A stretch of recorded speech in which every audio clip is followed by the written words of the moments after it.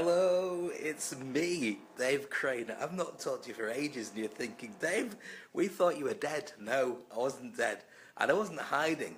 I was just really, really busy, and so here I am. I decided, I had so many people saying to me, Dave, what's happened? We miss your broadcast. I don't even know if that's true. I think that might be just be saying, you know what, Dave, we haven't noticed you just saying anything. I don't watch it. I just know that you normally broadcast something on Facebook. And so I decided just to say hi. Hi, good to see you, bud. There you are. I have to put my specs on every now and again so I can actually read what comes up because I'm getting very old, as you can tell by the grey hair. And one day you'll all have it as well, or maybe I'll have no hair. Actually, I did promise I was going to get my hair cut off. Not yet, but I'm just sort of practicing what it'd be like to have very short hair. And one day I'll come on for a broadcast and you'll say, Dave, how's it all going? And you'll say, you're not Dave. And I'll go, it's still me. I'll go like that. It's still me. And you'll go, I don't know who that is. It's Morgan Freeman. So what I wanted to do was share with you a couple of ideas that are really kind of important to me. Hi to Andy. Hello to Mr. Mihai, my personal trainer. And as you can see, I've not been going for a little while. I did go and use a punching bag last week with lots of good reasons. And so I'm getting back into the fitness. I lapsed Christmas, what can I say? And it's been a little while to get back into it. Brenton, good to see you as well, bud. Right.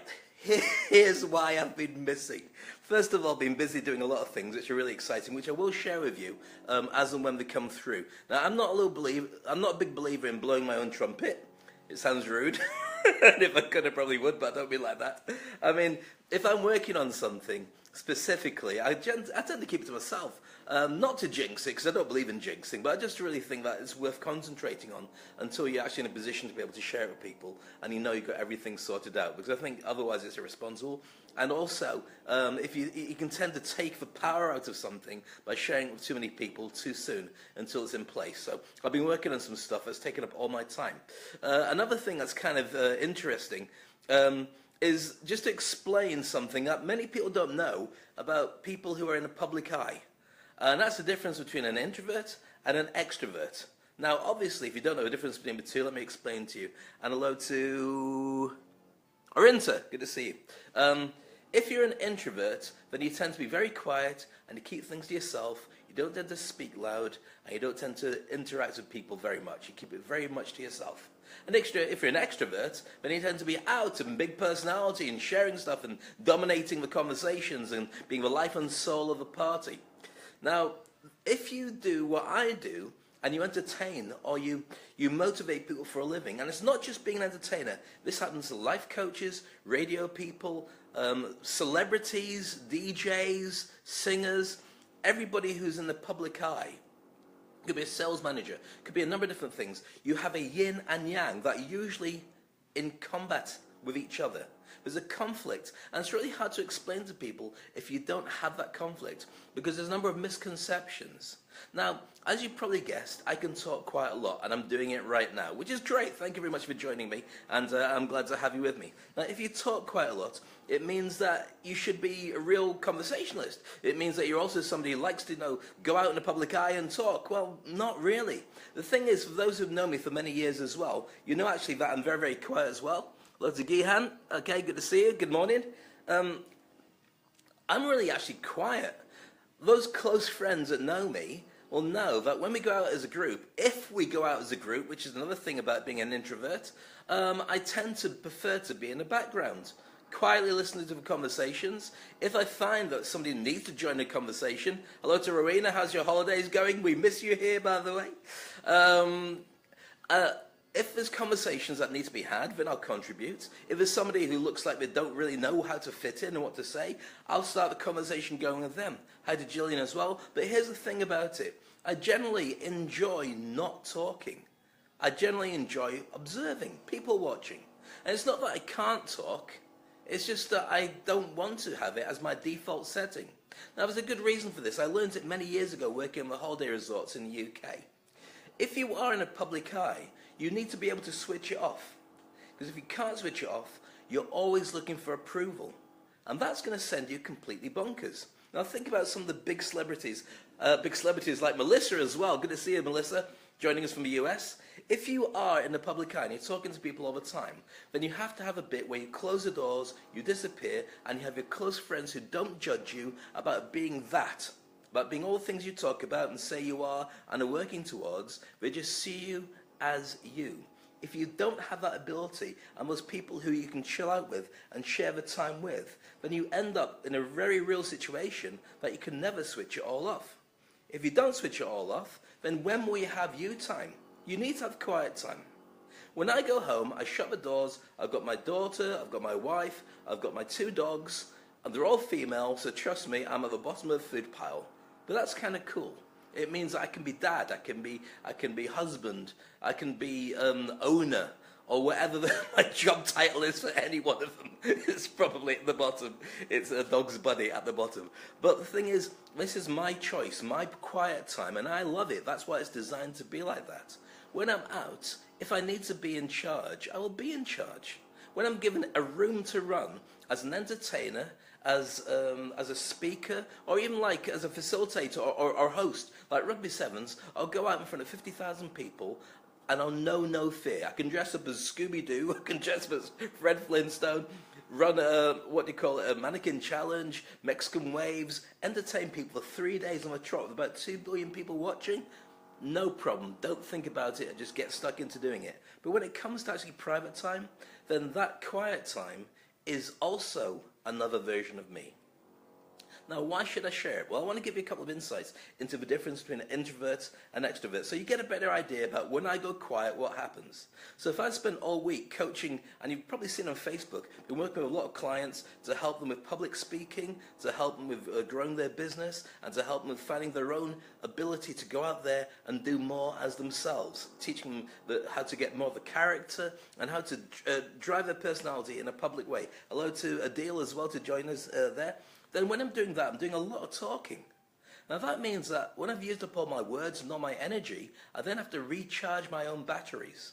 My own batteries need me to just not interact with anybody or anything for a little while. When you're that tired of speaking or communicating, even texting becomes really difficult as well. I mean difficult as in you just feel like you've got no energy or no need to do it. And it's not being horrible. You love people, but it is a yin and yang. So as I mentioned earlier, when you're going out in public, you keep yourself to yourself. People expect you to be really noisy, but in fact you're probably the opposite. In fact, given a choice, you probably prefer to be in a movie or chatting to a handful of friends, and that's it. Not going out being public, because I'm not very good at it. I'll tell you one of the things that was really strange as well. When I used to be a DJ, it was quite easy to be in charge of a nightclub, in charge of a room. You'd go out and you'd entertain, like, I don't know, a couple of hundred people or a couple of thousand people when you're DJing. Nice and easy. But when I stopped DJing, and I wasn't in the DJ's booth anymore, so it was really, really weird. When you're a normal guest in a nightclub or a bar, where do you stand? What do you say? What do you do? How do you interact with people? It's really difficult to work it out. And so as a result of that, you find yourself not going to clubs. I didn't know where to stand. I'm really short. Do you keep dancing? Do you talk to strangers? Do you like the company of armpits? Trust me, if you're very small, these are things that make a big difference. So as an introvert, when I'm not working, I tend to be quiet. The only time I tend to pop up is to talk to you guys and share with you ideas. And if you feel the same way, if you're in a public eye, you're a coach, you're a trainer, or you're an entertainer, or you're a celebrity, then you might find the same thing. Now, why should I bring it up? Because the news is full of all the Kardashians and all the George Michaels and Justin Biebers, and everyone's got a story about how they did this and how they did that, and everyone's judging them. But here's the difficulty. If you are in the public eye, the other half of you somehow has to breathe. And sometimes that's not going to be as polished as the public version. So things are going to fall off the wagon. To find out that George Michael passed away so soon because he wasn't looking after himself physically doesn't surprise me. No disrespect to George Michael, but when he's not in public eye, who's guiding him? Who's coaching him? How can he be king of his own castle when he's not on stage? This is true for a lot of people, and it's amazing. When I used to do radio shows to interview comedians tend to be the most boring people when you're interviewing them off stage, because all their humour is on stage. When they're off, they're chilled out and they don't say anything funny. Not in all cases, but if you think about people like Robin Williams and people who are real celebrities who never switched it off, he had a real problem when people didn't need him to be that guy. It sent him crazy. And as a result of that, with other complications as well, he passed away long before his time. One of my great heroes as well.